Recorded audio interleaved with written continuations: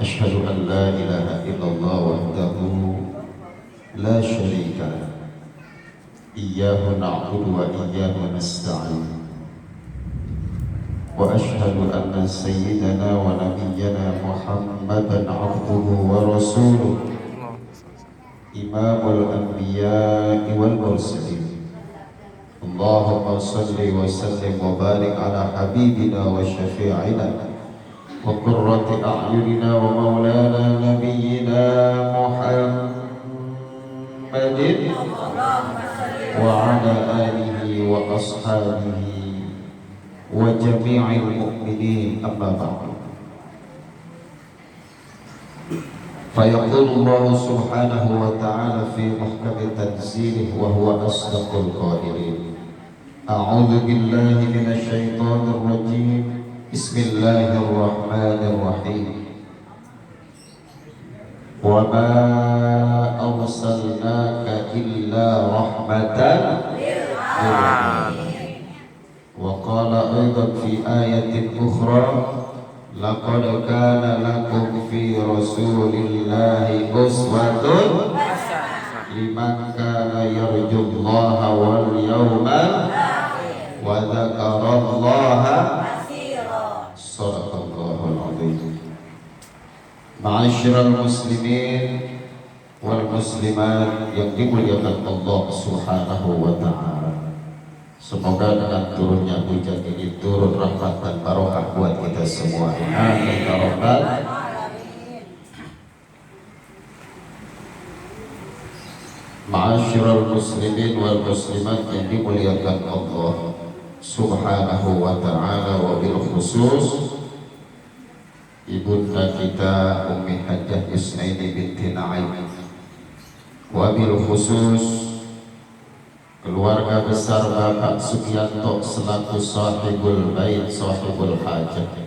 Kita doakan agar Pak Sugianto rezekinya makin berkah berlimpah, usahanya makin maju, urusan-urusannya digampangin oleh Allah, anak keturunannya soleh dan solehah, hajat-hajatnya dikabul oleh Allah Subhanahu wa ta'ala.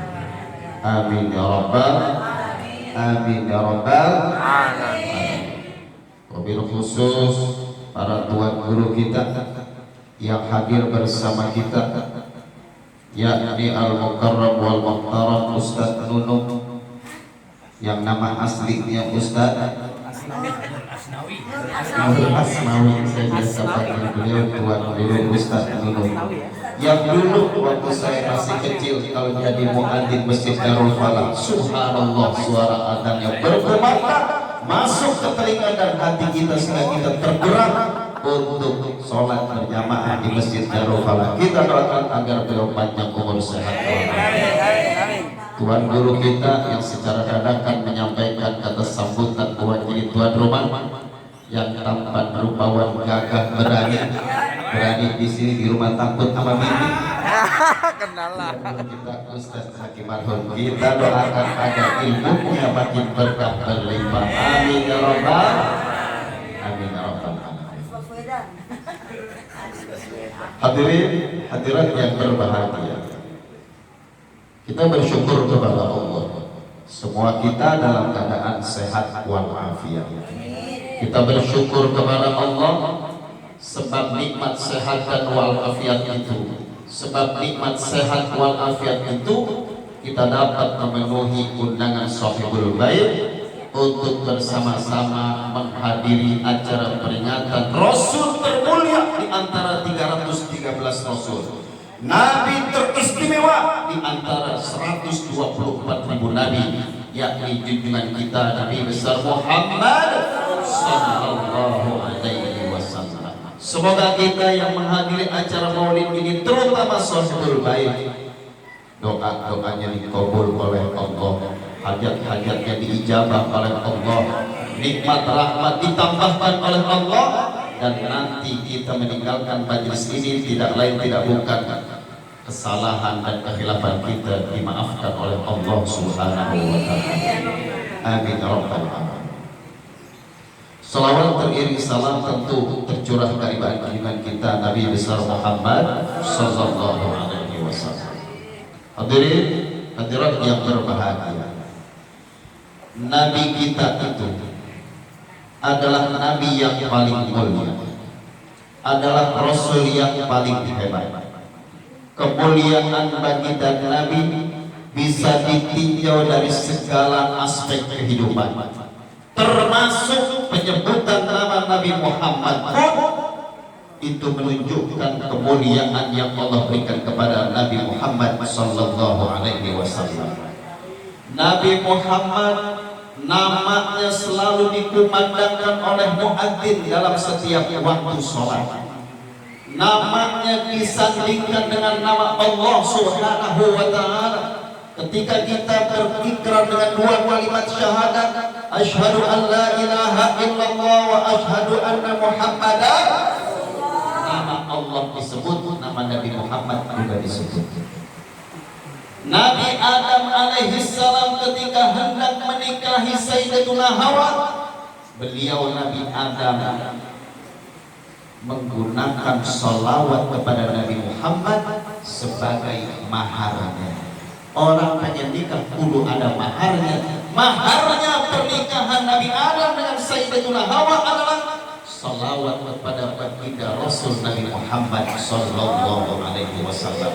Allah bertanya kepada Nabi Adam, Adam, kok bisa-bisanya kau sholawat menyebut nama Muhammad? Apa jawab Nabi Adam? Saya tahu sebab di tiang-tiang arasy tertulis nama Muhammad Rasulullah sesudah nama engkau ya Allah. Jadi di tiang-tiang arasy-nya Allah tertulis la ilaha illallah Muhammadin.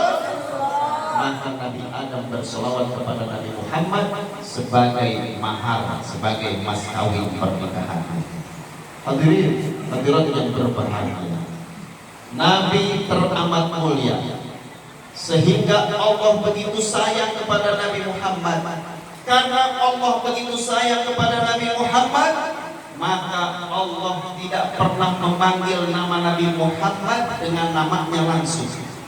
Saya ulangi, saking sayangnya Allah kepada Nabi Muhammad sehingga di dalam Al-Quran Allah nggak pernah panggil nama Nabi kita namanya langsung, tidak pernah. Tidak pernah. Allah kalau panggil nabi-nabi yang lain itu langsung namanya, Bu. Allah panggil Nabi Adam, ya Adam uskun anta wa zawjukal jannah. Adam, tinggallah engkau di surga dengan senikmat-nikmatnya. Disebut namanya langsung. Allah panggil Nabi Musa langsung namanya. Wa ma tilka biyaminika ya Musa. Musa, apa yang ada di tangan kananmu? Allah sebut namanya langsung. Ketika Allah panggil Nabi Isa, Allah sebut namanya langsung. Ya Isa, inni mutawaffika wa rafi'uka ilaik. Musa, aku angkat engkau, aku sucikan engkau. Allah panggil langsung namanya. Allah panggil Nabi Yahya namanya langsung. Ya Yahya, khudil kitab biquwwah. Yahya, kau ambil kitab itu dengan kemampuan. Allah memanggil nabi-nabi yang lain langsung namanya, tapi ketika Allah panggil Nabi kita Muhammad sallallahu alaihi wasallam, Allah tidak panggil namanya langsung, Bu. Allah tidak panggil namanya langsung, Pak, tapi Allah panggil gelarnya. Lihat surah Al-Ahzab, Allah panggil Nabi kita dengan sebutan ya ayyuhan nabi inna arsalnaka syahidan wa mubasysyiran wa nadhira. Allah. Wahai Nabi, disebut ya Muhammad, wahai Muhammad. Ini menunjukkan bahwa Allah demikian hormatnya kepada Nabi Muhammad. Allah demikian muliakan Nabi Muhammad. Allah demikian sayang kepada Nabi Muhammad. Makanya Allah panggil beliau tidak pernah namanya langsung di dalam Al-Quran. Dan kita kalau sayang sama bini juga begitu. Nabi Muhammad saking sayangnya sama bini, nggak pernah memanggil istrinya Aisyah. Nabi panggil istrinya dengan ya Umairah, wahai istriku yang pipinya kemerah-merah. Begitu Mas Lianto panggil bini. Coba antar malam. Ya Umairah, wahai istriku yang pipinya kemerah-merah. Apa-apa bisa aja. Yayang aja, Yayang aja. Kenapa manggil istrinya Yayang, tidak panggil namanya langsung? Saking sayangnya. Saking sayangnya. Saya nih, emak saya saking sayangnya sama saya nih, nggak pernah manggil saya namanya langsung. Manggilnya gimana? Sampai apa? Kemana aja ketemu? Oh, gimana kabarnya toh? Saking sayang saya. Hari-hari. Masya Allah. Sadurnya manggil istrinya apa Ustaz? Nggak pernah namanya langsung. Oh my love, oh my sweetie. Manggil dirinya saking sayangnya. Allah ngajarin kita. Kalau manggil nama Nabi kita jangan main Muhammad aja. Muhammad banyak. Ya ayyuhan Nabi, wahai Nabi. Ini menunjukkan betapa tingginya rasa kasih dan sayang Nabi kita Muhammad sallallahu alaihi wasallam yang kita peringati hari lahirnya pada siang hari ini.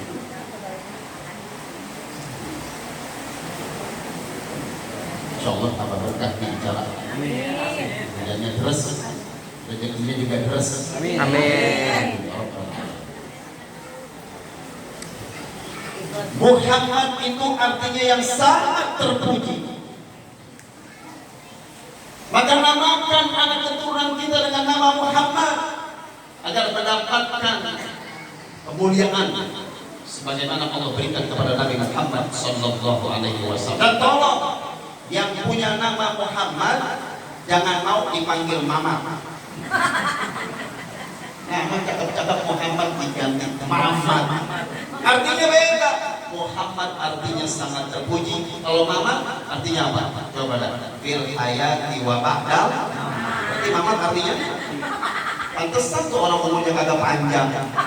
Orang Muhammad dipanggil Mamat, Mamat artinya mati. Mati, mau mati. Ada di sini yang namanya Muhammad. Banyak. Kita kan mengadakan peringatan Maulid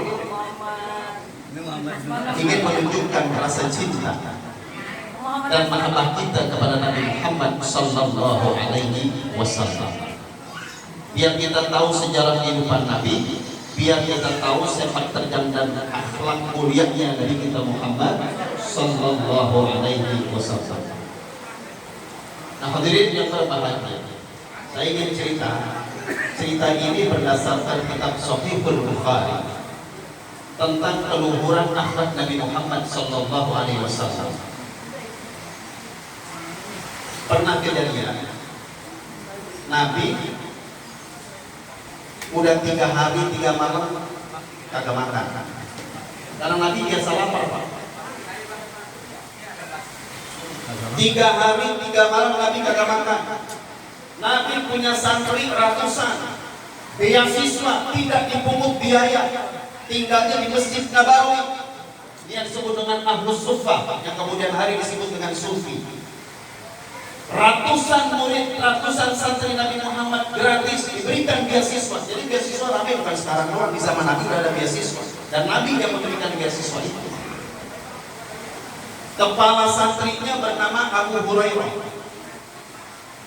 Apa yang Nabi makan, santrinya ikut makan. Nabi pulang bawa berkat, santri ikut makan berkat. Nabi pulang bawa besek, santri ikut makan besek. Bukan beseknya, maksudnya isinya. Nabi pulang bawa parcel isinya buah, santrinya ikut makan buah. Nabi pulang bawa Pizza Hut, santri ikut makan Pizza Hut. Nabi pulang bawa bakso, santrinya ikut makan bakso. Ada bakso sekarang ada? Ada.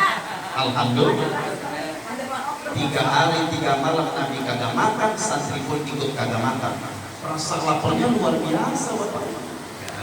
Alhamdulillah di malam yang keempat habis sholat maghrib ada jamaah yang nganterin nasi kebuli daging onta. Dasar padahal kalau murid ada nasi kebuli ya. Nikmat betul. Ada yang nganterin nasi kebuli daging onta. Begitu udah diantar, Nabi panggil itu para santrinya. Santri Abu Hurairah panggil santri, kemari, ayo kita makan nasi kebuli daging onta rame-rame, bareng-bareng. Kan kalau kita makan nasi kebuli itu ada yang pakai nampan ya, ada yang dibelah. Udah dirapi-rapiin, udah ditata tuh biar semuanya kebagian nasi kebuli daging onta. Begitu mau makan, masuk waktu isya. Kata sahabat, ya salam, nunggu isya dulu kita baru makan. Mana perut udah melilit 3 hari 3 malam. Nah, Nabi tahu betul perasaan para santrinya yang udah kelaparan. Nabi berkata begini, kalau makanan sudah dihidangkan, waktu sholat masuk, makan aja dulu. Coba ya. Ntar nih misalnya nih ya, makanan udah disiapin, ada asar berkumandang, makan aja dulu. Girang tuh para santri, girang Pak Sugianto para santri. Ya dimakan, udah makan setengah. Ada santri yang kentut Pak. Ada santri yang kentut, kentutnya kagak bersuara, tapi baunya berasa banget. 3 hari 3 malam tahu sendiri kalau kentut. Baunya kentut itu setinggi hidung, kita berdiri tetap kecium sama hidung kita. Abu Hurairah marah, Bapak Ibu, sebagai kepala santri marah. Beliau berdiri langsung berkata, siapa di antara santri yang berani-beraninya kentut di depan Nabi? Berani-beraninya kentut di depan kiai, di depan guru? Ayo ngaku. Tidak ada yang ngaku Pak. Berarti orang pada ngaku kentut itu dari zaman Nabi Muhammad enggak ada. Enggak ada yang ngaku. Abu Hurairah enggak kalah cerdas. Kata Abu Hurairah, sekarang lu boleh kagak mengaku, tapi ntar pas waktu isya, pas sholat isya, lu kan kudu wudu. Di situ lu ketahuan. Kan orang sholat kudu wudu. Berarti yang wudu yang kentut. Nabi tahu perasaan orang yang kentut itu. Pasti dia ketakutan luar biasa dan pasti dibikin malu di tengah banyak orang. Nabi langsung berkata, ntar semua yang habis makan nasi kebuli daging onta sebelum sholat ada wudhu semua ya. Tuh, akhlaknya Rasulullah. Ntar yang habis makan nasi kebuli daging onta, semuanya yang habis makan nasi kebuli daging onta sebelum sholat harus wudhu terlebih dahulu. Kata yang betul, alhamdulillah aman. Ada ketahuan sampai hari ini nggak ketahuan tuh siapa nama sahabatnya. Ini menunjukkan keluhuran akhlak Nabi Muhammad. Nabi Muhammad tahu siapa yang betul, tapi nggak dibuka aibnya. Ini pelajaran buat kita. Zaman sekarang orang kagak ada salahnya aja dicari-cari kesalahannya, di-share di medsos, dibully, dicaci maki. Rasulullah tidak seperti itu. Bahkan meskipun orang itu berbuat kesalahan, Nabi tidak langsung menegurnya di depan banyak orang. Ini luhurnya akhlak Nabi Muhammad sallallahu alaihi wasallam yang kita peringati hari lahirnya pada siang hari ini. Nabi memiliki banyak keistimewaan. Nabi itu berdasarkan kitab-kitab hadis ditemukan keterangan bahwa Nabi Muhammad sangat tampan rupawan. Saya mau tanya ibu-ibu, Nabi yang paling ganteng siapa Bu? Nabi yang paling tampan siapa Bu? Nabi Yusuf alaihissalam. Kalau kita baca sirah nabawiyah, baca hadis-hadis Nabi, ditemukan keterangan bahwa Allah turunkan keindahan dan ketampanan kepada seluruh manusia 100%. 25% Allah berikan kepada Nabi Yusuf alaihissalam. Berarti sisanya tinggal berapa? Tinggal berapa? Tinggal 7. Ini romannya udah berapa? Apa yang itu? Udah lapar kan? 75%. yang 50% Allah berikan kepada Nabi Muhammad sallallahu alaihi wasallam. Sisanya tinggal 25% buat orang seabrek-abrek itu termasuk kita. Ustaz Zaki dapat 1%, saya dapat 0,sekian%. Masya Allah tuh. Berarti ketampanan Rasulullah melebihi ketampanan para nabi dan rasul lainnya. Ini keistimewaan Nabi Muhammad. Dan kalau beliau berjalan di siang hari, hadirin, saat panas terik-teriknya, sinar matahari begitu menyengat, Rasul berjalan di siang hari tidak kepanasan, karena setiap beliau pergi kemanapun, beliau dinaungi oleh awan atas perintah Allah Subhanahu wa Ta'ala. Dan beliau kalau berjalan di siang hari tidak punya bayangan, Pak. Ini kalau orang kampung kita jalan di siang hari kagak ada bayangannya, kira-kira aku tuh berani kita ngeliat ya, dianggapnya memedih. Kenapa Rasulullah berjalan di siang hari gak punya bayangan?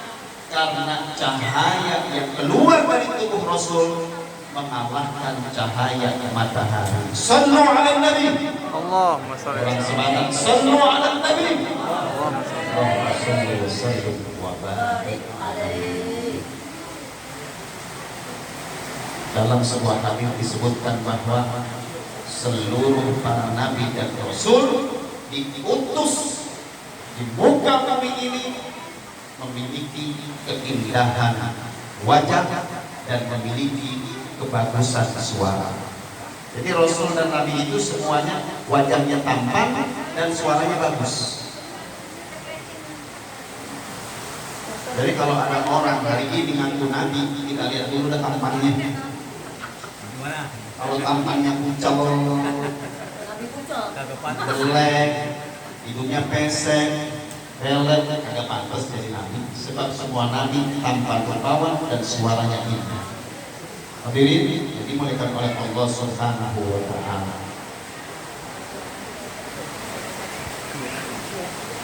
Demikian mulianya kedudukan Nabi Muhammad sallallahu alaihi wasallam, dan demikian istimewanya kedudukan Nabi Muhammad sallallahu alaihi wasallam.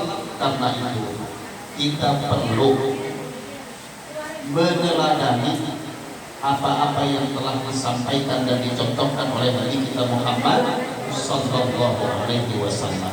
Sebagai kalimat penutup, ada pesan dari Nabi Muhammad sallallahu alaihi wasallam buat kita semua umatnya.